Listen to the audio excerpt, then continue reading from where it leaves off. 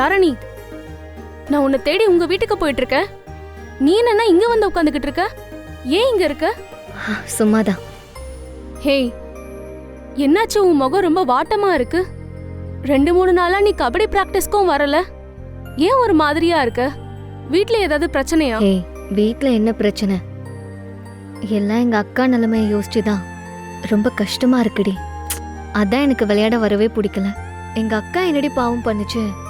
எங்க முத்து மாமாவை மனசார விரும்புச்சு. அது என்ன அவ்வளவு பெரிய தப்பா? அதுக்கே அந்த கடவுள் இப்படியெல்லாம் எங்க அக்காவை கஷ்டப்படுத்துறாரு. என்னாச்சு? இல்லடி, எங்க அக்கா முத்து மாமாவை ஆசைப்பட்டு கல்யாணம் பண்ணிக்கணும்னு நினைச்சுச்சு. ஆனா அந்த கல்யாணத்தை நடக்க விடாம அஞ்சலி அக்கா குறுக்க வந்துட்டாங்க. அதனால அவங்கள வீட்டை விட்டு அனுப்பலான்னு பார்த்தா எங்க அக்காவே அவங்கள வீட்டுக்குள்ள கூட்டிட்டு வந்துருச்சு. அதுக்கப்புறம் அவங்க நகையை திருடிட்டு ஊரை விட்டு ஓடி போயிட்டாங்க. திரும்பி இப்ப அவங்க எதுக்காக வந்திருக்காங்கன்னே தெரியலடி. ஆனா மீனாட்சி அக்கா திரும்ப அந்த அஞ்சலி நல்லவங்கன்னு சொல்லி அவங்கள வீட்டுக்குள்ள கூட்டிட்டு வந்துருச்சு. பத்தாததுக்கு இந்த சுப்பு வர அடிக்கடி எங்க அக்காவை பார்க்க வர சாக்குல வீட்டுக்கு வந்து கொடு பேத்திட்டு இருக்கான். அன்னைக்கு அவன் புதுசா ஒரு பைக் வாங்கிட்டு வந்து அதை எங்க சித்தி கையால தான் பூஜை போடுவேன்னு வீட்டுக்கு வந்தான். அத பார்த்து எங்க சித்தி அவன் திருந்திட்டான்னு நம்ப ஆரம்பிச்சிருச்சு. அதுக்கப்புறம் எங்க அக்காவை அதே பைக்ல உட்கார வச்சு கோவிலுக்கு கூட்டு போறான்.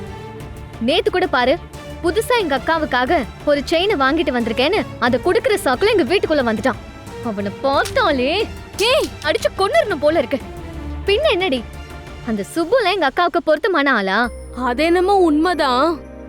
அந்த சுபுவெல்லாம் எந்த பொண்ணுமே கல்யாணம் பண்ணிக்கவே கூடாது. அவன் அவ்வளவு மோசமான வண்டி.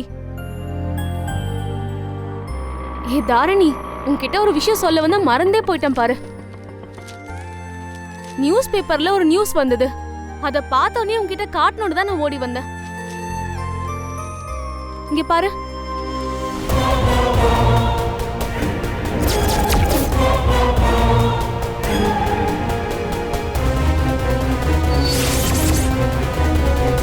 நான் சொன்ன மாதிரி நீ என் கூட டேட்டிங் வந்தே ஆகணும்.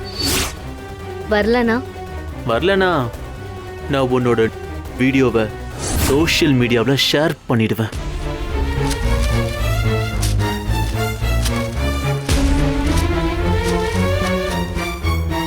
இந்த புருக்கிக்கு கல்யாணம் வர நடக்க போதா? பாவம் அந்த பொண்ணு. அவனால இவ வாழ்க்கை என்னெல்லாம் சீரழிய போதோ தெரியல. இவனெல்லாம் நம்பி யாரு பொண்ணை கொடுக்கறா?